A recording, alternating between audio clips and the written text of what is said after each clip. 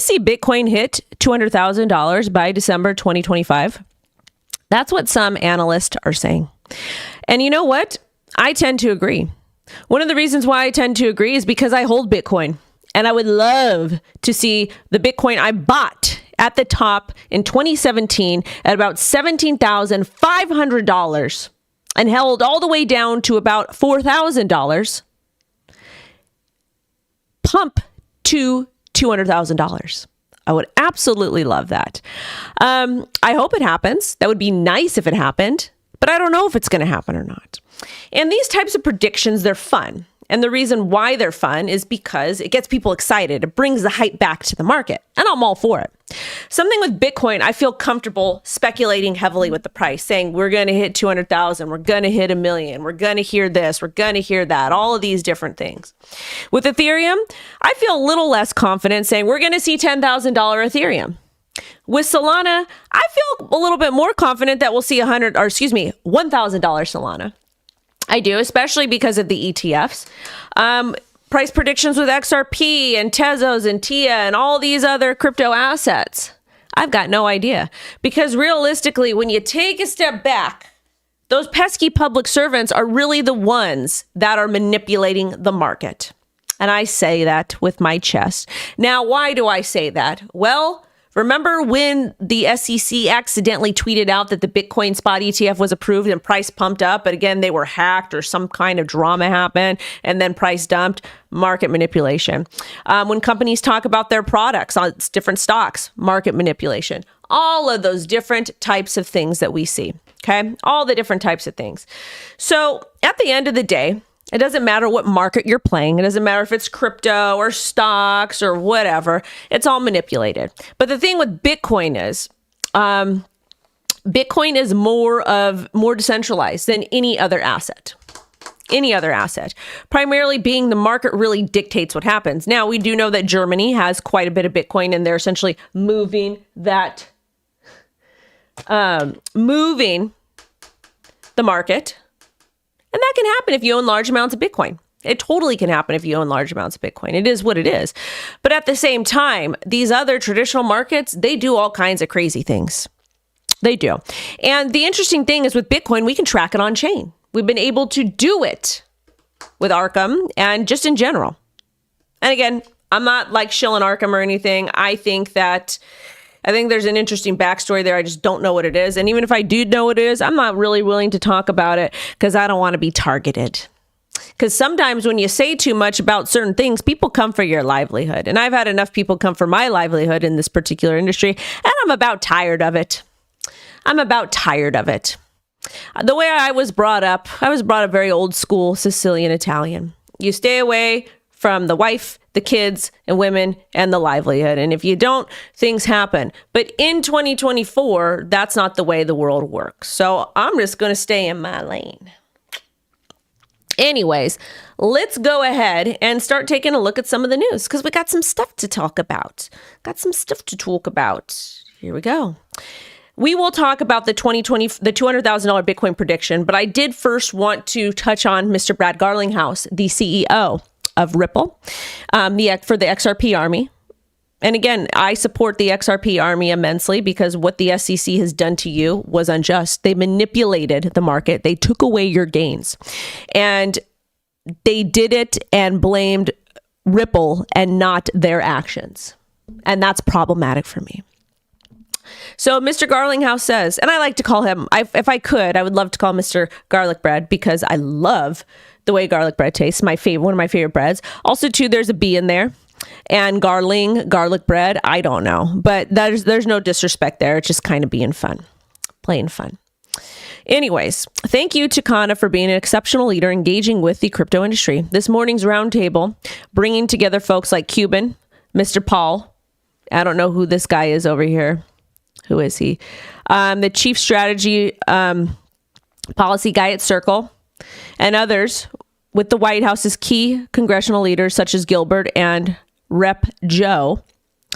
is hopefully the first step in moving the words into action. Unfortunately, the majority of the blues continue to enable Gensler's unlawful war on crypto, sabotaging the ability for American innovation to thrive. It's no wonder the Reds have announced a pro-crypto stance. Gensler will go down as a Luddite of his time. Words are easy, action is hard but necessary. Choose wisely, voters are paying attention.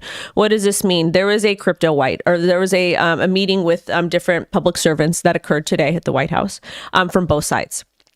And basically, Brad Garlinghouse is bringing attention to the blue side and saying, you know what, thank you so much for listening to us. Thank you so much for hearing our concerns. We want the same thing you want. We want consumer protection, but we also want to be able to create innovation. Unfortunately, we're in election season, and there's so many different things that are happening right now as far as important things for the public servants. And we could talk about the tiara, tinfoil hat stuff all day long. We could talk about this-that-your-mom.com. And I will say, Ripple is a banker's, or excuse me, XRP is a banker's coin. USDC is a banker's coin. And this is all in preparation for CBDC coming. And with the CBDC, everything will be tracked because you can't do it with cash. So just as long as I get that out of the way, let's talk about, bipartisan effort. Unfortunately, there's a lot of other issues that are at hand right now that are more important. Crypto is really not one of them because it's such a small sector. However, the younger generation, the 18 to 30-year-olds, those, that group, they're going to be pro-crypto voters because they're going to want to stay in the United States of America. And we will not be able to stay in the United States of America unless we get some type of pro-crypto regulation, because the builders, those that are tech savvy, those that are creating, those are actually wanting to improve the quality of lives of themselves and build in a really dope industry, we're going to go overseas. I already know people that have moved to Thailand, to Dubai, to El Salvador, different places because they cannot work in America. And some people might say, this is a scam, blah, blah, blah, blah. Cool. If crypto's a scam, so is the stock market. So is every other industry, because the scam part is the bad actors. And there's bad actors all across the globe, and it is what it is. Now, with that being said, I appreciate the efforts at this roundtable, but at the same time, there's a couple interesting names, like Mr. Mark Cuban, questionable. Mr. Paul, questionable. These are all rich people. These are all accredited investors, institution guys. They got the money, honey. They got the money, honey. They don't care about us. And if you notice, it's not about retail. It's not about retail. And to me, that's funny because there's more of us than there is of them. But that's just really what happens with politics. Anyways, let's go ahead and talk about other things that are more important. Sorry, that's one of my sisters. Okay. One of my sisters. So this is still important. And I like to put these things, I like to present these stories to you guys because I want you to continue to do your due diligence and think for yourselves. Because I can just regurgitate the news like every other of the boys on YouTube and any other social platforms. But if you guys are not actively thinking for yourself, that's problematic. I want you to think for yourself. But anyways, thank you guys for being here. We've got 100 plus always. We've got 100 plus on the ticky tacky as well. And we are just getting started. We are just getting started. I do want to know if you think Bitcoin will hit 200,000 in 2025. I would like to know. I would like to know. I would like to know. It's important to me. Now, let's go ahead and take a look over here. Bernstein reiterates 200,000 Bitcoin target, initiates coverage on Core Scientific and IREN. Okay. So it's just a bunch of rich people that are talking about this target. Okay. So in a new research report on Bitcoin mining, Bernstein raised its Bitcoin price target to 200,000 by 2025, 500,000 by 2029, and 1 million by 2030. They believe this will be driven by demand from spot Bitcoin ETFs and growing institutional adoption, not retail adoption. That's another key piece. As far as the mining report goes, miners are seen as ideal partners for building AI data centers due to large power supplies and operation capabilities. They also have the lead in large power load interconnect queue, enabling partners to secure energy supplies more quickly. And these Bitcoin data centers are ideal for AI due to high power cooling infrastructure and general data center operating capabilities. Bernstein expects 20% of Bitcoin miners' power capacity to pivot to AI by 2027. I think that's okay. I think that's reasonable. I'm here for it. Now, again, AI is going to play a massive role in the history of the world. I don't want to talk about that too much. But as far as their targets go, 500,000 by 2029, 1 million by 2030. Let's go ahead and pull up our handy dandy chart. Our handy dandy chart here. Are these guys out of their mind? Are they? I don't know, you guys. Bitcoin's trading at $57,000. And one of the things I love about this is that anything under $100,000, even if it's 99,000, it's a gift. And I'm bullish because I think that the price will continue to go up. And also, too, we are partnered with Margex. So if you would like to trade with us on Margex, you can do so. They're also giving away a $5 million hamster airdrop, which I've got some or will be getting something like that. And they're also giving up to about $10,000 in trading bonuses. Read the terms of service, not your keys, not your coins. And in addition to that, I don't think that they've got KYC. I don't. So take a look if you want, but let's go back and chart. Let's go ahead and chart this. So the story clearly states 2025. Let's go to a Nike chart over here. Oh, not this one. I want to keep that one. All right. This is a good one over here. Let's go ahead and remove the drawing here. All right. On the month. Let's see. All right. So this is the month. Actually, let's go to the year. That'll be easier because we're charting so far in advance. Okay, so this is the year. This is the Coinbase chart, so not as much data. But they says in 2025, we are going to hit $200,000. So let's do that. Then they said in 2029 here. They said 500,000. And then they also said 2033.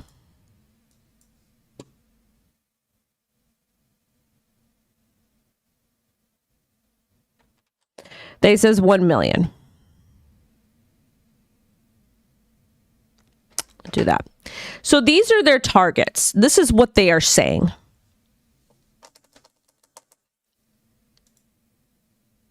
Interesting, right? Can you imagine if Bitcoin hit these levels? It's only 10 years away, really, if you think about it. 10 years, a decade, $1 million Bitcoin. One of the things I often think about when we talk about these predictions is with inflation and the cost of goods and service rising, how much will $1 million really be worth? Really, if you think about it.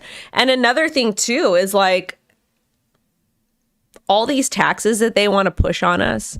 Oh, if you make $200,000, you should pay X amount more.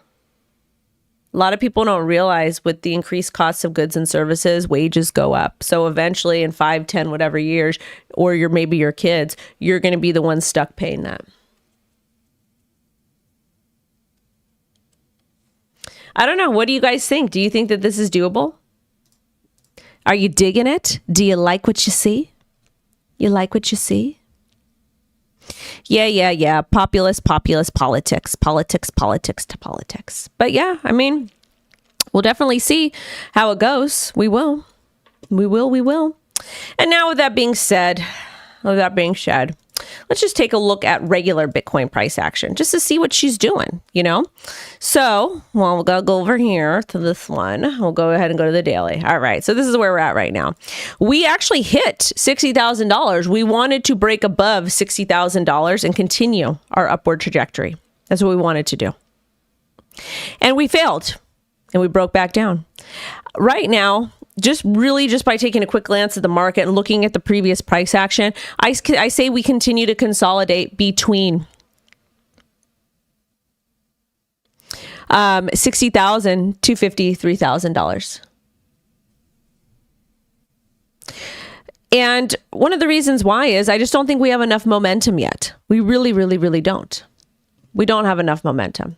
So just taking a look at the chart. Yeah, we're heading back down. I think more ping-ponging. So if you're somebody who wants to actively trade this, you can do so on Margex. If you don't want to, that's fine too. Dollar cost average buy. Moving off the exchange. But realistically, nothing really exciting is happening with Bitcoin. For altcoins, this is going to be the daily.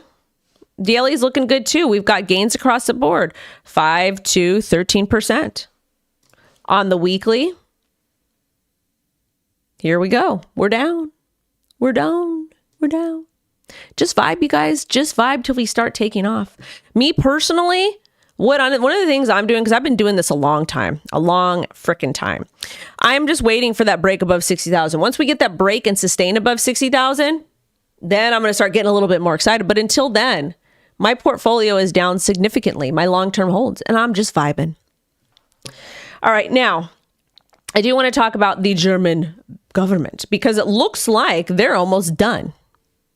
It looks like they are almost done.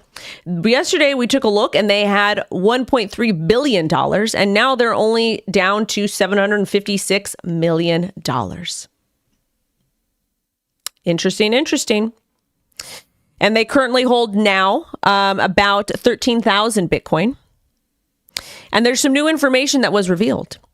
We knew the assets were seized by the German government from an illegal movie site. And the funds were actually seized by investigators from Saxony, a Germany state. Saxony. The public prosecutor general office manages the confiscated Bitcoins. The proceeds will go to the state budget of Saxony. And the victims of Movie 2K could potentially claim parts of the funds. I have no idea what that is. But it looks like they're running out of Bitcoin, which is good. Is it a lot? But at the same time, this is fueling some of the FUD, the fire. And also to you guys, another thing that is pretty bullish is going to be BlackRock. Not really bullish, but we got to stick with the headlines over here. BlackRock's Bitcoin ETF has had 18 billion inflows since launching in January.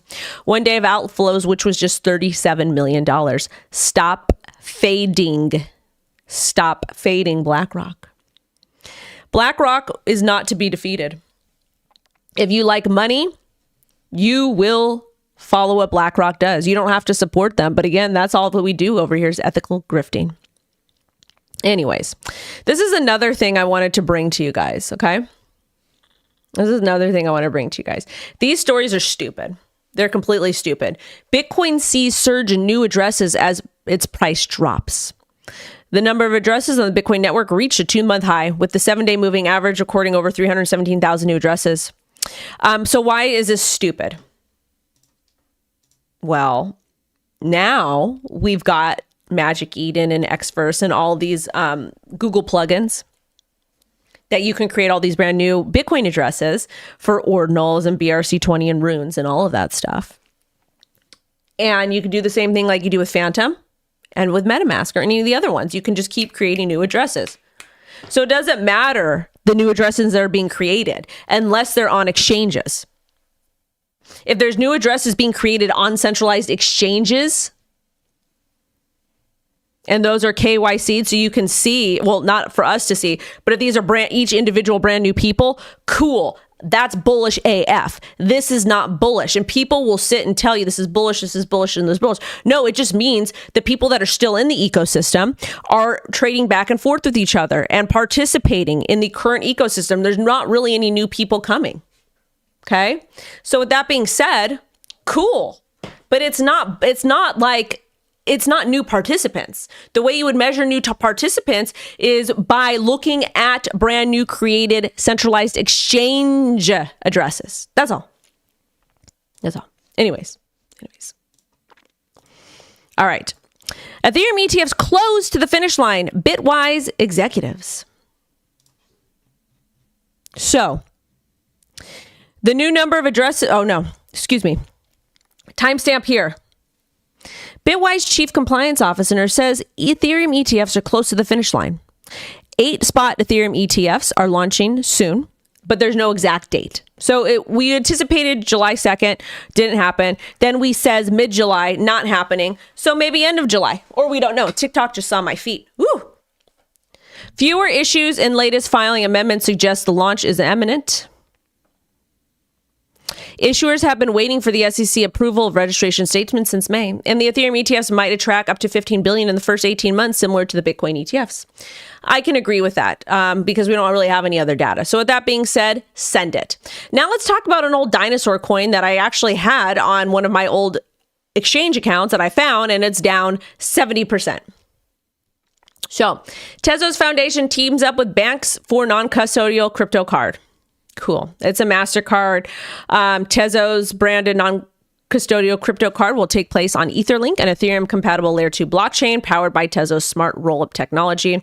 MasterCard and banks have had debit card with DeFi firm 1inch and are working with MetaMask. Cool. Lotion and love. So this is cool. It's not really like, I mean, I just don't know who's going to really use it, but we'll see. So shout out to Tezos. Crypto traders. Oh, Celestia TIA token surges 25%, leaves traders in disbelief. What's happening? Let's talk about it. So TIA surges 25% in 1 week, hinting a positive turnaround following a 5-month downtrend. Traders continue to short TIA perpetual futures. Negative funding rates suggest TIA's rally may have legs, according to one observer. Now, with that being said, if we kind of take a look at what's happening with TIA, there's going to be token unlocks with that. This is a VC coin, and apparently it's one of the top performers in the top 100. I will take a look at the chart, but I'm not invested in this. I did not get into the pre-sale, and when I don't get into pre-sales of things, I don't know if I want to trade it. So this is Celestia over here, and this thing dumped like crazy. Wow, doesn't this look like a meme coin or a celebrity coin?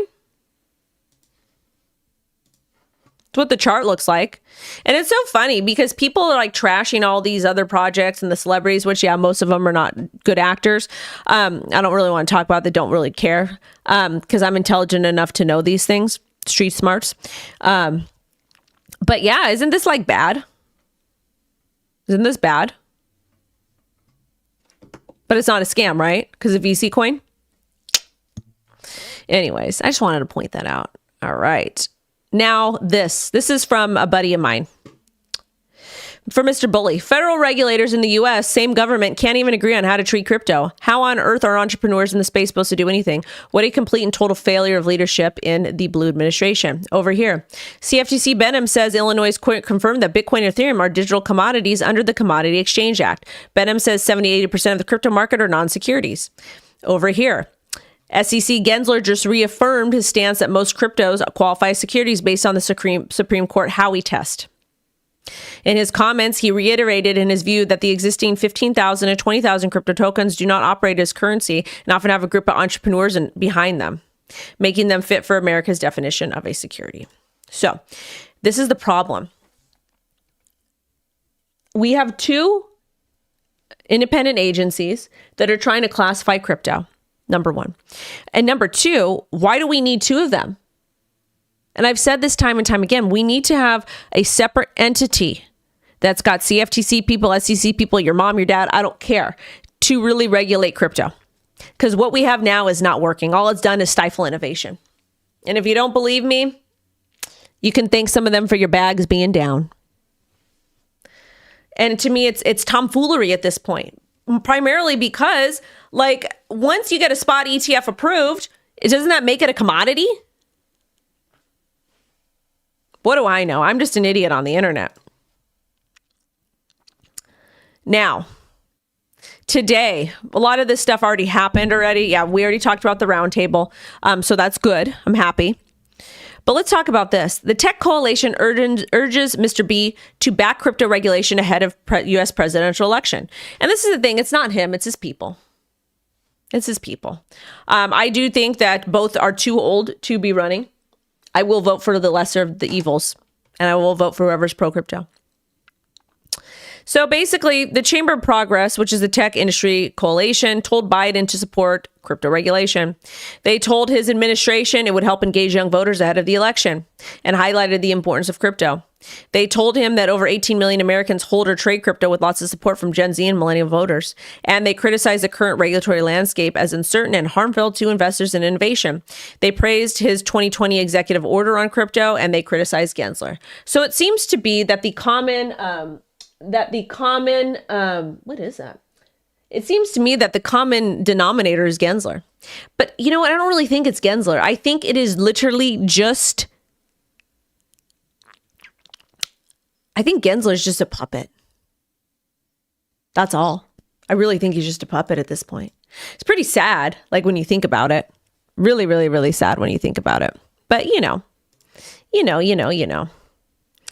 We're just here and we're hoping things are going to go up. What's this? Yeah. And then, of course, we have this story. Uniswap Labs urged the SEC not to proceed with this rulemaking that would dramatically and improperly expand the definition of exchange to include DeFi. And they should not. So this is the CEO, the CLO, the chief legal operator for Uniswap. And basically, they're trying to get the SEC not to classify DeFi as a centralized exchange, because it needs the proper disclosures, and you can do the proper disclosures without it being classified as that. But anyways, the SEC proposal is now more problematic due to the Supreme Court's rejection of the Chevron deference. This suggests that both SEC and the industry should avoid litigation and focus on more productive efforts. If you don't know what the Chevron thing is, not the car, it's a 40-year-old court decision that defers to federal agencies to interpret the law how they see fit. Anyways, that's the show for the day, you guys. Thank you so much for watching. I'm going to be dropping some shorts for you guys this week because I don't feel like making content. I hope you have a wonderful rest of your day. Make sure to share this and like it. And thank you guys for supporting me. And I will catch you all later tomorrow. Bye-bye.